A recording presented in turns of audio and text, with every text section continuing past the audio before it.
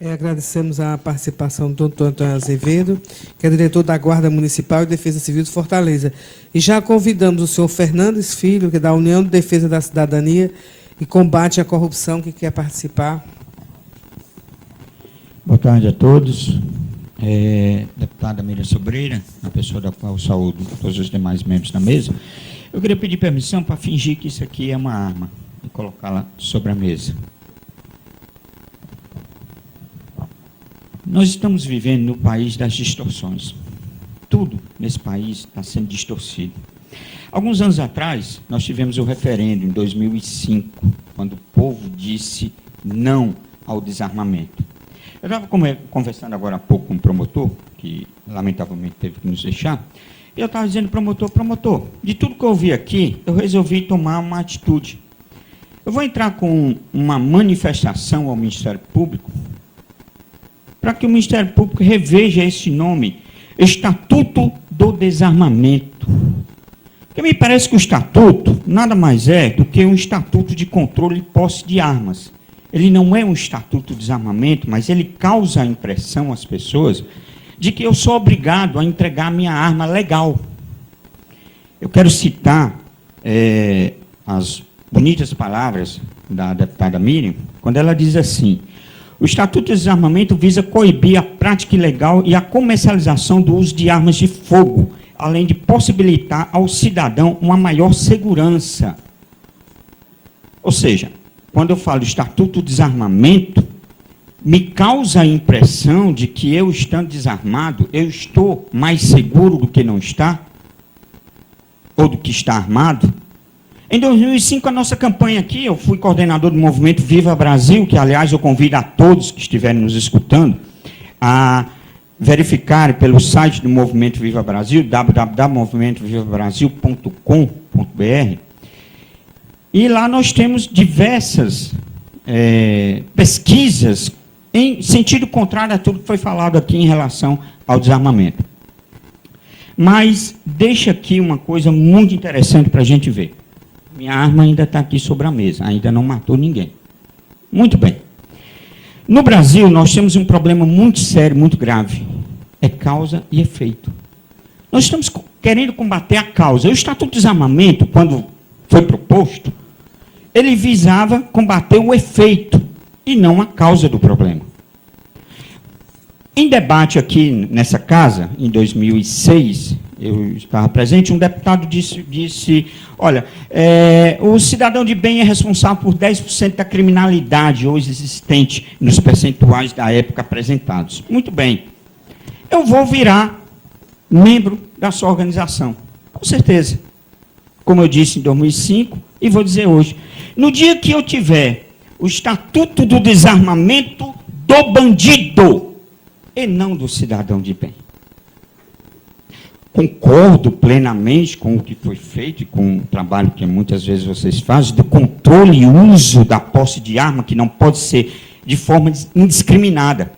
Agora, desarmamento, ele fere, no meu modo de leigo de entender, o artigo 25 do Código Penal Brasileiro, que é a legítima defesa.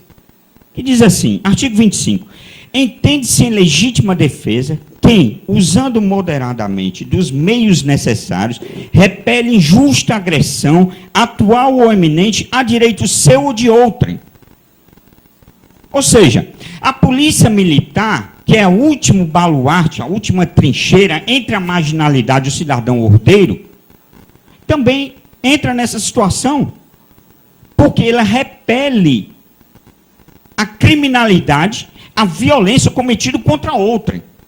Então, se eu for falar que eu estou cometendo um crime em defender a minha honra, defender a minha família, e falou bem o nobre colega ali, quando ele disse que o cidadão, estando dentro da sua casa, pode reagir para defender, para que seus filhos, suas filhas não sejam estrupados, por exemplo. Está se falando de um outro dano que ninguém fala, do dano psicológico causado naquele cidadão que foi violentado, que foi tomado aquilo que ele tanto suou para conquistar. É um dano irreparável que ninguém fala. Em termos jurídicos, podemos dizer que a legítima defesa decorre quando o autor pratica um fato típico.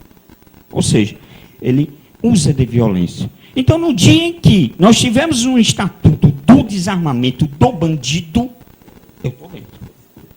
Sou pela cultura da paz. Eu quero ver a seleção brasileira entrar com aquela faixa linda, como foi falado aqui, pedindo o desarmamento.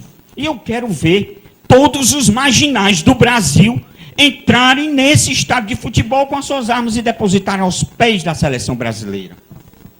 Eu sou a favor disso. Eu não sou contra o desarmamento do bandido. Mas desarmar o cidadão ordeiro, praticar ilusionismo, dizendo que nós temos um estatuto de desarmamento, quando nós temos, na realidade, um estatuto de controle e posse de armas.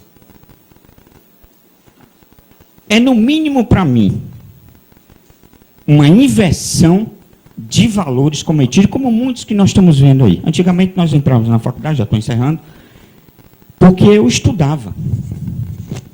Hoje eu posso entrar na faculdade que eu vou ser rotulado de pobre, negro, e um dia desse aí eu vi uma brincadeira, espero que seja brincadeira, que os usuários de droga vão ter cotas nas universidades. Espero que realmente seja uma brincadeira. Embora no país das distorções eu não duvide mais nada.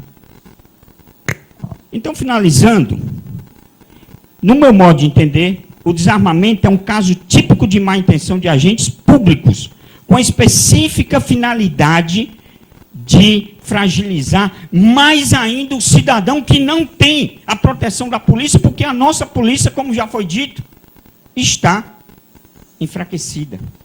Mal pode se defender o policial, imagine defender o cidadão. É isso, as minhas colocações. E, para finalizar, eu queria perguntar: o que os deputados da Assembleia Legislativa do Estado do Ceará pensariam se eu chegasse aqui com a ideia de que nós devêssemos discutir a entrega dos mandatos voluntários de vocês? Vocês iam dizer que eu era um louco, isso é um absurdo, uma vez que os mandatos dos senhores parlamentares foram dados pelo povo em soberania ao voto popular. Então, é a mesma coisa que eu discuti um estatuto do desarmamento para um povo que já disse: não, nós não queremos ser desarmados. Nós queremos que a polícia desarme o bandido, o marginal. No dia que a polícia desarmar o bandido, o marginal, estarei lá. Mas, enquanto isso, eu vou repetir a frase que eu repetia durante o desarmamento, quando eu lutei junto com o Movimento Viva Brasil pelo voto não. Para não dar certeza ao ladrão, diga não. Não entregue a sua arma. Não entregue a sua arma. Porque o ladrão, pelo menos, vai entrar com mais cuidado. Porque ele sabe que naquela casa pode ter alguém armado e pode reagir. Em todo caso, minha arma, finalizando, está aqui, não saiu matando ninguém, sozinha. Ela precisa de alguém que detone o gatilho. E se a pessoa que está do outro lado não for um marginal, ou um desequilibrado mental, não vai atirar. Para finalizar, só o que o cidadão aqui falou, da redução da criminalidade. Ele falou 70% era criminalidade, caiu para 50% com a entrega de armas. Mais ou menos isso, eu posso errar um pouquinho os números. Bom, nós temos aí uma redução de 20%. 20% na criminalidade do cidadão de bem. Eu queria que fosse reduzido de 50% e nós ficássemos com 20%. Imaginem os senhores como nossa vida seria boa se nós tivéssemos uma redução de 50%, não tivéssemos uma criminalidade de 20% e não de 50%. Ou seja, o tiro na redução da criminalidade está indo no sentido inverso. Primeiro vamos combater o crime maior, os 50%. Depois a gente reduz os 20%. Muito obrigado. Agradeço a participação do senhor Fernandes Filho.